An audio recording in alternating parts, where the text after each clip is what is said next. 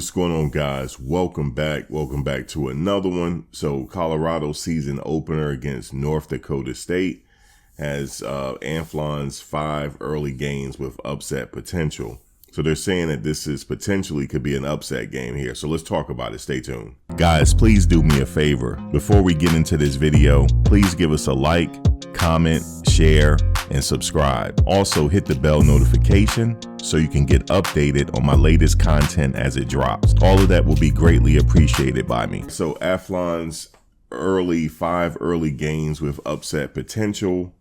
And on the list is Colorado versus North Dakota State. So this game is a very important game here. This is why I'm starting with the trenches here. It's a very important game. They have to win this game. This game is going to set the tone for the rest of the season. But I must agree that North Dakota State is not a team to take lightly. And I don't think this team is going to take them lightly. But I'm just saying that this is a team to be reckoned with here. And a lot of people say that this team is not the same as the North Dakota States of in the past, but they're still on paper a very strong team. So it says here, while North Dakota State has not been dominant in recent years, it's still top tier program in the FCS level and has been known to play FBS schools fairly tight. Head coach Deion Sanders is coming off a 4-8 first season with Colorado. The schedule clash with the Bison will serve as a big test for this team as they strive to continue rebuilding the program. If the Buffs let the Bison hang in the contest, don't be surprised if the game ends in a potential upset. Yeah, so I had said before what they're going to have to do with North Dakota State, they're going to have to put their foot on the gas and not let off the gas. They're not going to, you can't let this team stay close all the way to mid fourth quarter. In that case, it could be a potential upset, even though I'm calling for them to beat this team. The first game, I have it checked off as a win. But again, they can't take this team lightly. And I remember Coach Prime saying that this is the team that they're worried about first. This is who they're preparing for first. And they take it 1 week at a time. That's what I would say. Take it one game at a time. But however, this is a very, very, very important game on their schedule. They have to win this game. This is a must-win game here. If they don't win this game, and depending on how they lose, that could set the tone for the rest of the season. Now, they could still come back. Now, they have 2 other games. They got Colorado State and they have Nebraska. Now, those are both away games. This North Dakota State is a home game. So I'm calling for them to have to win this game. Now, what do I think is going to come down to here? Again, I'm showing the trenches for a reason. They have to get this straight on the trenches. The trenches on both sides of the ball have to be ready for this game. I honestly believe North Dakota State, from the research I've been doing, they're going to run this ball down Colorado's throat. They're going to try to. They're going to try to take time off the clock, and they're going to try to keep the offense off the field, meaning they're going to try to keep Shedeur off the field. With that being said, the offensive line have to do their job to protect them. Now, they're going back to last season. He got sacked over 50 times. Now, on the HBCU level, he got sacked a lot of times too. So they're going to have to figure out a way to finally correct that.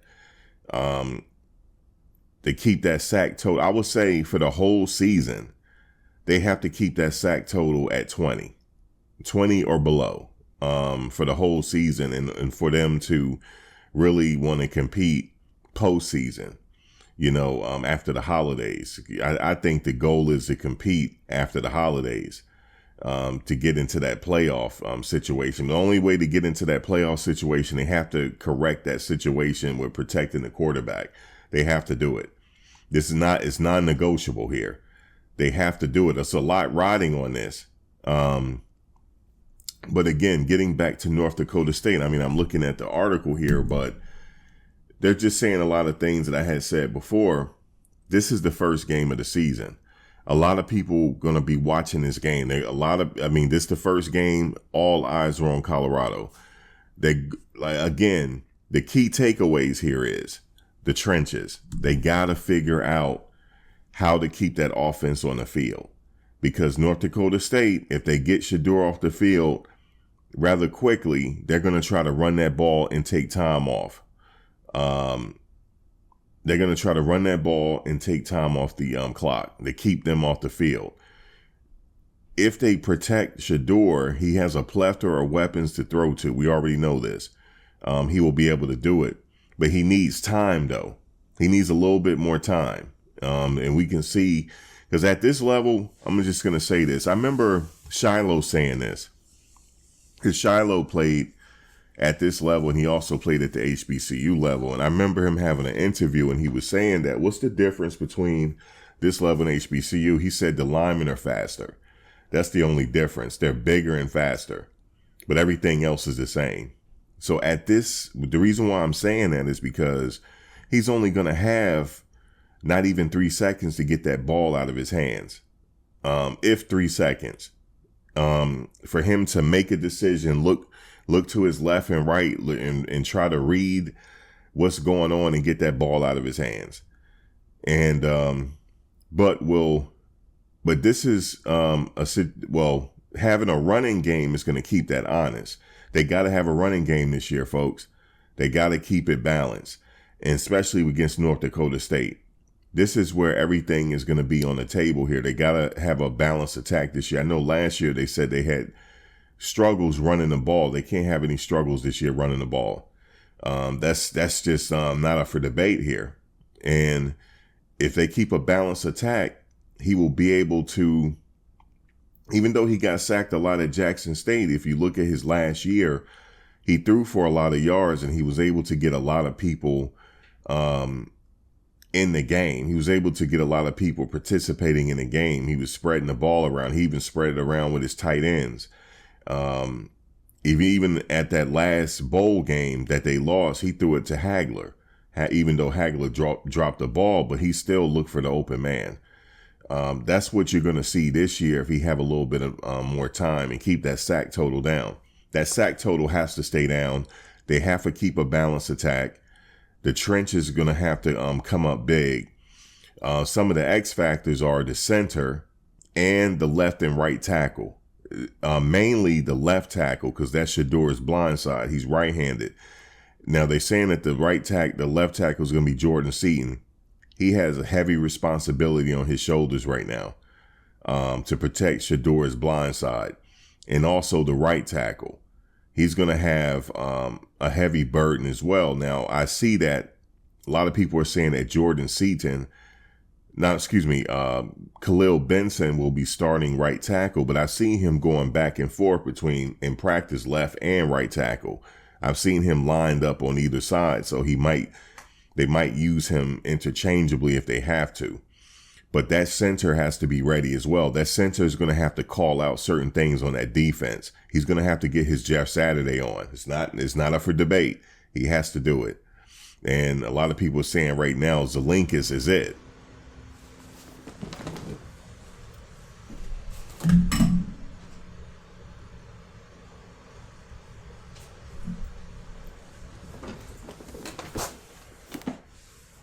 So if people are saying that Zelinkus is it, I believe this is Zelinkus' second year. He's going to have a heavy burden as well, but he comes from a long line of centers. So I'm looking for him to be okay with that type of pressure. His grandfather, his father, they all played center, actually. So he comes from a lineage of centers. So, which tells me that he has a good working knowledge of the game and good fundamentals. So whoever that center is going to be extremely important in the right and left tackles. Now, if Jordan Seaton is going to be the starting left tackle, like I said, he has a heavy burden on his hand here to protect Shedeur's blind side. But I think he's more than capable. But we're going to see. We're going to see. Now, moving on to the defensive line.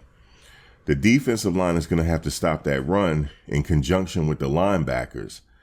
Because, like the Big 12, they like to run. And this team that I've been researching them and different things like that, they're going to try to run this ball down Colorado's throat. That's what they're going to do. The first game, look for it. They're going to try to do what, you know what they're going to try to do? They're going to try to do what UCLA and Utah did last season. They're going to try to run that ball, run that ball, run that ball, run that ball. They try to keep Colorado off the field, run clock down, utilize good clock management, keep it close, and anything can happen in the fourth quarter. So that's what you're going to see here. But hopefully they're going to have a lot of things that they were working on in the offseason corrected as far as with the offensive line, defensive line. The defensive line on paper, I'm going to say on paper, they look like they'll be okay to do the job as far as managing, stopping that run. Last year, we know Shiloh Sanders led the team.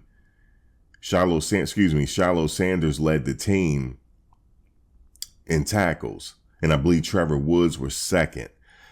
They're gonna have to. I expect him not to have that many tackles this year. He probably will. We just see right now. I don't see him practicing too much with the team. He's probably mending whatever's going on with his body. But as long as he's ready for the season, that's all good. But they do need a more than capable safety out there. And the linebackers have to be ready in conjunction with the defensive line. And if they have all that working, then they're going to pull out this game. I have them pulling out the game now. I do have them pulling out the game for many reasons.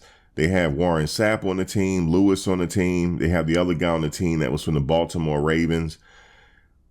These guys are, their influence is being shown on that defensive line. You could see it. You could see Warren Sapp's influence on that defensive line. That's nothing but a plus. Whoever is going to be the nose tackle, they're going to be there to boggle down those gaps. When the running back going up the middle, they dare to clog up that middle. And they have somebody there that I think that's capable of doing it. I've seen his game film, but I don't know who the starters are going to be yet. The only way I'm going to know who the starters are going to be and we see on opening day. That's the only way I'm going to know. I'm not privy to anything on the team or whatnot like that. But BJ Green, I believe he's going to be starting. He's a pro. He's actually a pro. And I saw what he was doing in practice. I don't know if I have it here. I think we just saw it. They were just showing a little bit of the trenches. So let's look at the trenches for a second, because this is important. There go Chidozie. Chidozie's a workhorse. Shane is getting more aggressive this year. Seaton is looking pretty good here in practice as well. Like I said, this man has to be ready. See, he's lined up on the right side. And also they line him up on the left side as well. So that's indicating to me that they might use him interchangeably. Who else we have here? I mean, they're getting a little testy right there, but that's okay. That's just showing that Seaton has the mentality. That's just what that's showing me right there. He's not taking any shorts from anybody. But this is very, very serious. Let's see what we got here. That looks good. This guy here looks good. He's getting, yeah. It's not too bad, Zach. I believe that's Zach. Okay. I honestly believe Tyler might see that field as well. See how he pushed him away from the quarterback? That's not bad right there. He's getting a lot of work on that right end, as you see. He's getting a lot of work on that right end. But this is where they have to get it right. They got to get it right on these trenches. They got to get it right on these trenches, man. Got to get it right. That would have been a sack. He got to get it right on these trenches. It's like they have to get it right. That would have been a sack too. They have to get it right on these trenches. Now, to be fair, with these practices, they've been running and different things like that. They don't have the pads on. They've been doing all different types of exercises. So, of course, they're going to get beat. They probably fatigued. Now, in the game, there's a lot of stoppages in the game. There's a lot of commercial timeouts, TV timeouts, stuff like that, penalties. So they're not going to be going nonstop like this. So I wouldn't judge this too much. But I like what Zelenkas did right there. He didn't wait for, he kind of initiated the grappling. Hold on, let's look at it again. Soon as he was punching it, because you got to get that punch off. Let's see what he do. See it? Like, he was right there. You just got to have that punch. It's like with offensive linemen, that punch is very violent. You got to have that punch. But and then also when they spin, you got to make sure your hand, and you got to make sure you're in the right place. Agility, everything matters. Footwork. A lot of that stuff matters on the trenches. But anyway, I'm just showing the trenches because I'm stressing the trenches here. The trenches is very, extremely important.